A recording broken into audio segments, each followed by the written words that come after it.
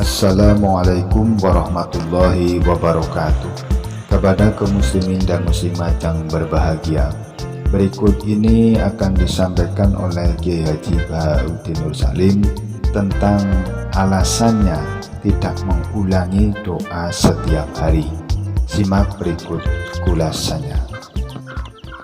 Assalamualaikum warahmatullahi wabarakatuh. Niki kula ampun janji nggih. Kula niku kan Selasa bulan yang lalu niku khatam hikam.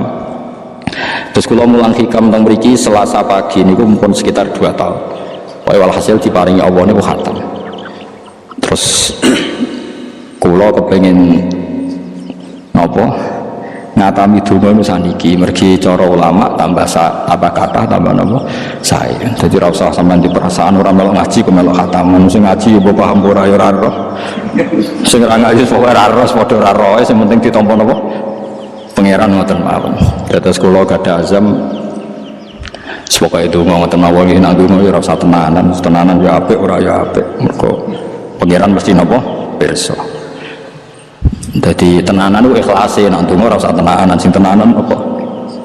Mergi cara hikam itu termasuk ngeten. Hikam itu yang ngarang hikam itu jenis Ibnu Athaillah As-Sakandari, ini muridnya Abdul Abbas Al-Mursi. Abdul Abbas Al-Mursi ini muridnya Abdul Hasan apa? Asyadzili. Kulo niku sinau hikam mulai riyen, mumpun bertahun-tahun sampai sekarang. Dia badhe tilem sering mau hikam. Jadi hikam termasuk madzhab ngeten, tapi aja nut kados tiyang sing ora tau mlebu masjid yo aja nut iku wali. Nak kowe gawe-gawe. Nak kowe nglakoni ngono ben dadi wali wae ora mutu niku mboten alamin. Hikam itu kalau berdoa itu sekali.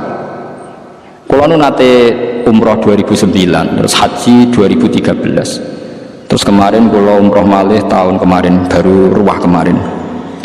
Niku kadang-kadang berkali-kali kalau itikaf teng multazam, tapi ora tau sida donga sampai sakniki.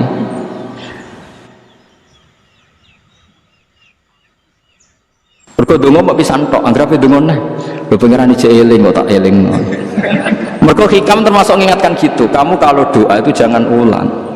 Karena yunabbahu itu man yajuzu alil ikhfal, yang boleh diingatkan hanya orang yang mungkin lupa. Allah ora bakal lali kok eling.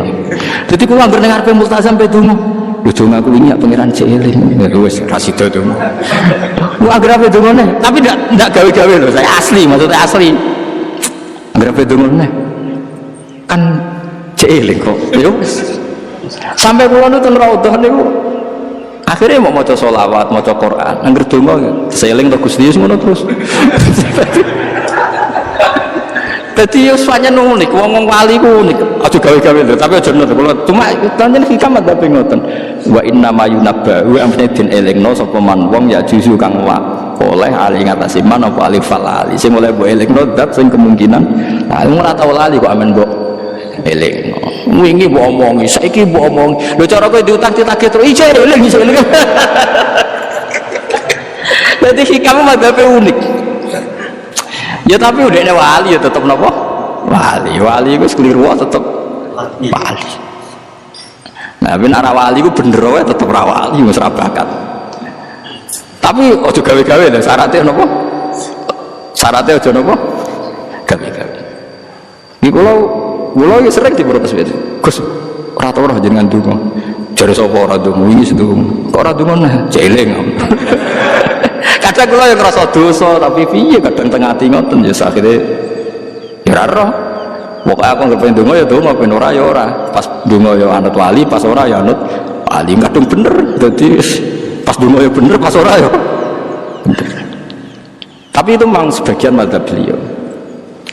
Jadi ini nanti saya bacakan hikam dua kata mutiara terus ndonga, supaya ndonga sampai ndonga supaya ndonga. Piye-piye kita gadah sanad madhab yang diakui termasuk Thariqah Mu'tabarah selain Naqsyabandiyah, Qadiriyah, Sadiliyah. Sadiliyah itu di hikam ini yang mergo hikam sing aran Abdul Abbas Al-Mursi muridnya Abdul Hasan Asyadzili, sehingga orang tahu madhab Sadiliyah ya lewat kitab nopo hikam. Makanya kitab-kitab apa saja generasi setelah beliau itu gak bisa lepas dari kitab nopo hikam sampai darani hikam atau iya madhabnya nopo atau iya itu mana nih sing aran Ibnu Athaillah disebut hikam atau iya. Itu beliau sebetulnya ya ada orang alim yang butuh mikir jelimet kayak boten. Ya wong waras nonton mau. Misalnya orang waras begini, macam orang waras itu butuh berak waras punya. Misalnya gini, saya ngambil uangnya Mustafa tanpa pamit boleh enggak? Enggak boleh. Terus beliau membuat makalah gini, kalau aja apal. Mana aka antat da'iyya mimma lil makhlukin. Allah itu mencegah kamu, melarang kamu mengklaim barang yang tidak milik kamu, padahal sama-sama miliknya makhluk. Misalnya Mustafa punya mobil, aku milik saya, boleh enggak? Boleh enggak sama siapa saya? Enggak boleh kan? Mustafa punya rumah, aku milik saya, boleh enggak? Enggak boleh. Kalau mengaku miliknya orang sama-sama makhluk saja enggak boleh, apalagi kamu ngaku-ngaku hal yang milik Allah. Misalnya sifat menentukan nasib itu milik siapa? Allah. Menentukan su'ul khotimah atau husnul khotimah itu milik siapa? Kamu tidak boleh misalnya gedeng orang, oh wong ngono iku mesti su'ul khotimah, lho sing nentukan itu milik Allah. Wong ngaku barangnya wonge ora oleh apa meneh ngaku sing hake Allah Subhanahu wa taala. Jadi sebetulnya nak ngendikan ya normal saja, artinya ijtihad itu kan normal, tidak perlu orang pinter banget, tapi sing roh itu wong waras maksudnya. Setelah dijelaskan kan masuk akal. Kayak tadi ndonga kok terus kaya sing mbok omongi wingi lali, urung lali kok mbok elingno meneh. Kan masuk akal.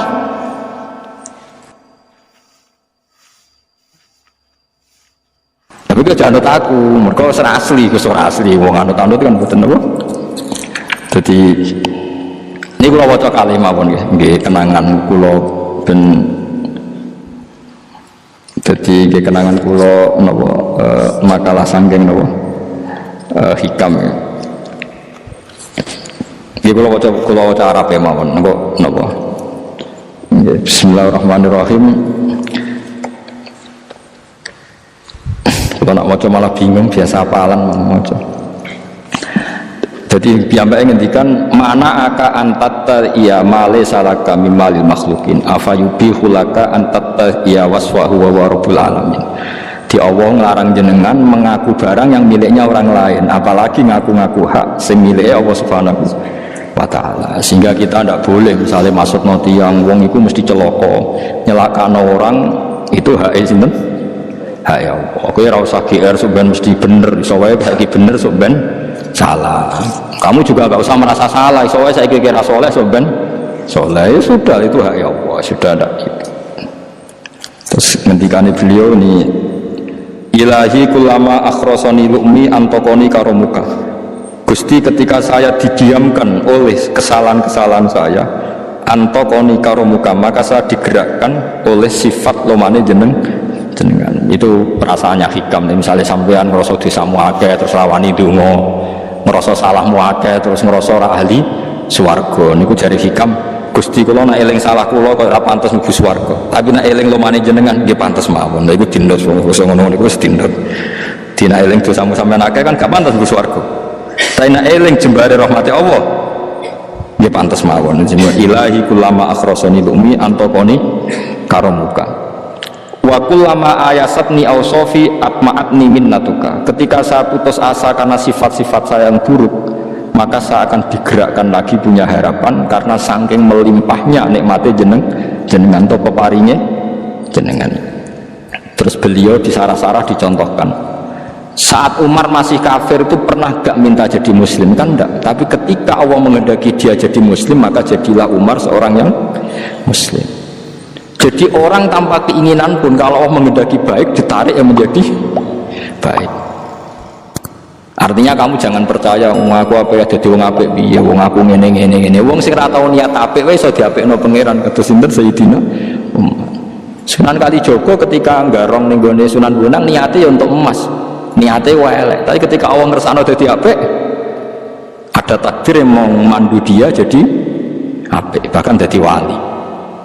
Itu wakul lama ayasatni ausofi, ketika saya diputus asakan oleh sifat-sifat saya yang buruk, maka saya akan diharapkan lagi, diberi tomak, diberi harapan oleh banyak peparingnya jenengan. Jadi intinya kalau suwun khasnya madhab Sadili itu melihat sisi positif.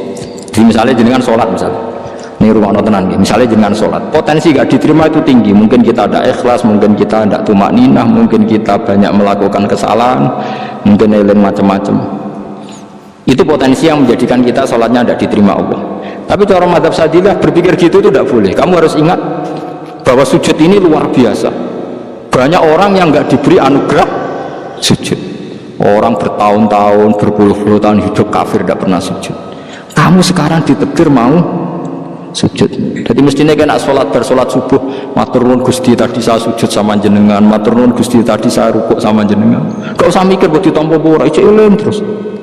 Nanti setelah duhur ya begitu, eling terus. Tadi ditakdir sujud, ditakdir rukuk, ditakdir sholat. Sehingga madzhab Sadilia itu sampai mengatakan begini, orang yang beribadah meskipun sedikit dan yakin bahwa itu peparingi Allah, minnah dari Allah, itu lebih baik ketimbang ibadah banyak plus merasa kurang. Di misalnya Mustafa sholat, bersolat duhur gak marah, mungkin duhurku salah terus berbadiah kok sholat meneh. Sing kula sholat duhur tok ora usah, saking syukur kula, iku duhur kula makome. Jangan disaiki duhur kula perkara ini ngene iku dene kelakuane cek ngene iku dene. Karena ketika diberi pangeran ora marem. Kurangnya, tapi kurangnya niat elek. Kayak pangeran polisi, ngurang pangeran nampa kurang ini, kurang pangeran ora diwatak ngoten. Enggak terlalu prosedur, beruang wis sujud niate apik yo. Apik.